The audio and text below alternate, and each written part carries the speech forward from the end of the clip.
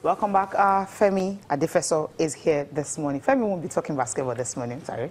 Okay, but he will be talking about the Chan Eagles and of course MPFL and some other stuff on this other part of the program.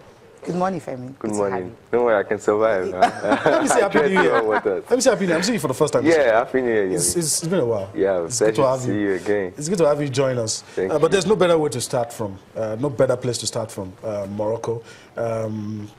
Immediate reaction to that game, I was a bit disappointed, not with the overall play, that we didn't take our chances. Everything cannot always, you can't get to a flying start with your first game, but that we didn't take our chances is what I didn't like. Yeah, if you look at every department of our team, I think the goalkeeper was decent, the defense was fantastic, the midfield, yeah, they were a bit solid, but not too much, you know, of industry. We really lack creativity. Like every player was virtually playing the same kind of role, the same kind of style.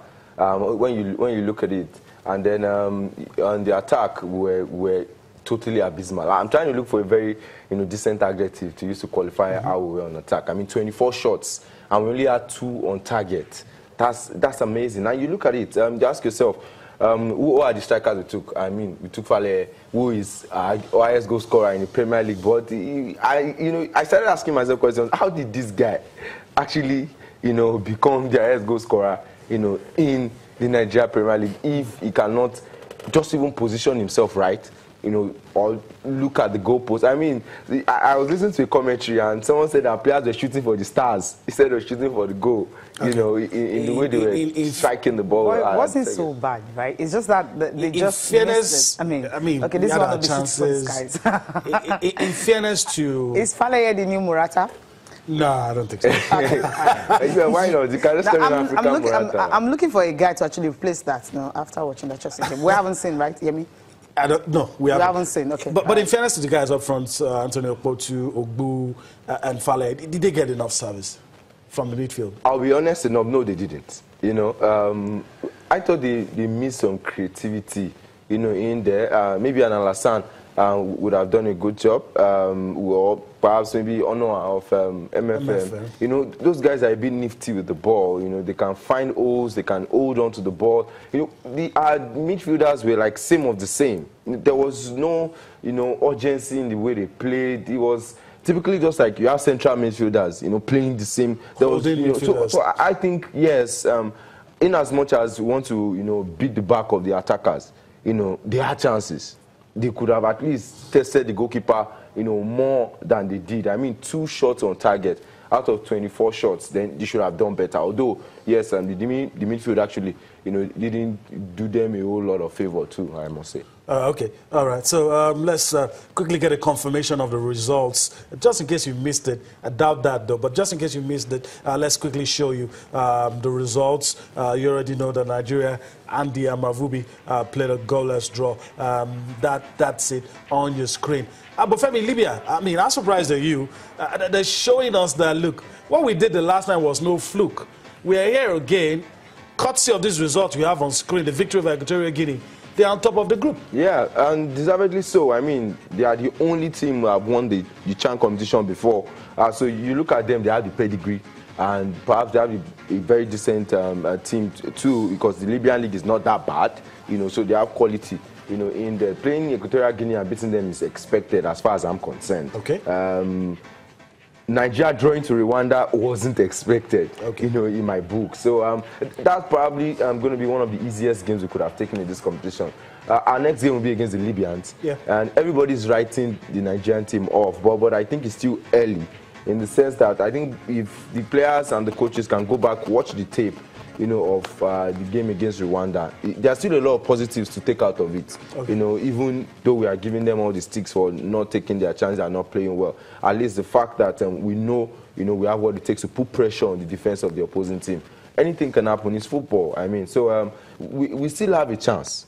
Honestly, I'm not writing these guys off. It's football. All right. You know, the Libyans can come in and just a moment of lapse of concentration. But we have to get a result against the Libyans. Definitely, it's win or bust for us. Win or win. Yeah. Win or win. All right. Okay, let's take a look at today's matches. Let's not lose interest because we didn't win our first game. Today's matches, that's it. Angola will take on Burkina Faso. Cameroon will take on Congo. I'm sure you probably have not seen much of these teams, but I mean, yeah.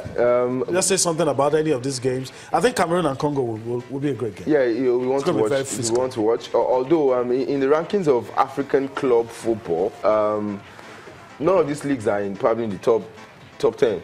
The ones listed here now in terms of Angola, Burkina Faso, Cameroon, Congo. Okay. The North Africans actually, are the higher ranked. South Africa. Yeah, exactly. So you look at the Angolans. I think they have a decent game in their hands, and Cameroon, Congo, it will be nifty. I think there will be a lot of body badging, and it will be a good one to watch at the end of the day. But all I'm concerned about is our Chani goals. Okay. They need to get, because there's so much pressure on Salisu now.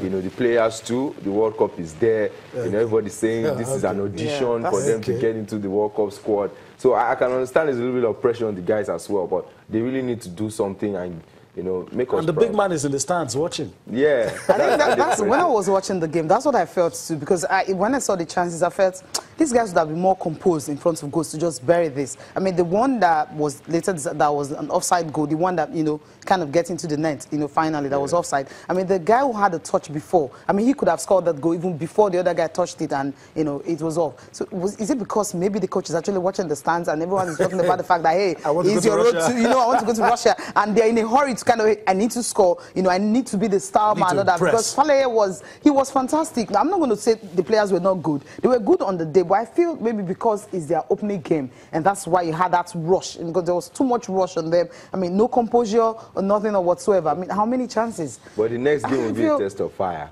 Because now you're not be under pressure to really win.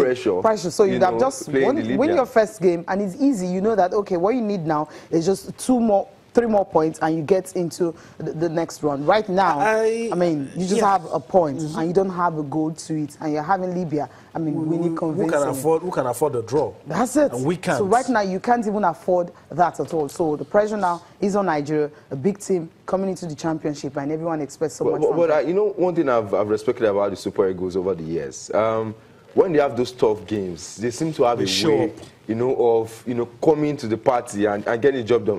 If you look at it, we've been consistent at doing that. We don't do well, but we have a very tough opponent, and everybody's surprised. The guys actually, stepped up to the plate and played so well. So this might perhaps be one of those days too. We'll put it out. That is exactly why I'm not going to write them off. It's going to be tough against the Libyans, but I think we can get that result. I really